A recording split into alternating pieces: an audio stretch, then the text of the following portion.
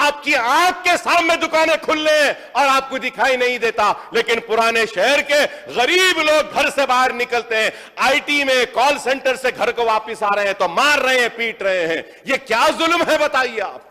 परचून अकबर साहब ने यह कहा रात को 11 बजे से पुलिस आके मारम पीट कर रहा है, ये सब सारे ऐसा बहुत तकलीफ हो रहा है, ये ठीक नहीं। मैं वादा कर रहा हूं 1 बजे तक हैदराबाद शहर में, हैदराबाद, राचकोंडा एंड साइबराबाद पूरा कमिश्नरों को 24-25 तारीख को मैं बुलाया था, बात किया था।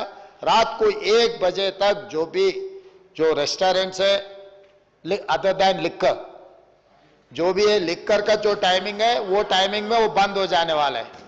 दारू के मैं थोड़ा खिलाफ हूं, जितना ज्यादा खुला रखे तो उतना ज्यादा पी लेंगे लोग, इसीलिए दारू समय पर मैं बंद करवाऊंगा। बाकी के जितने भी है सबको जो 1 बजे तक मैं ऑफिशियली ऑर्डर दे रहा हूं, कोई तकलीफ नहीं होने वाले है।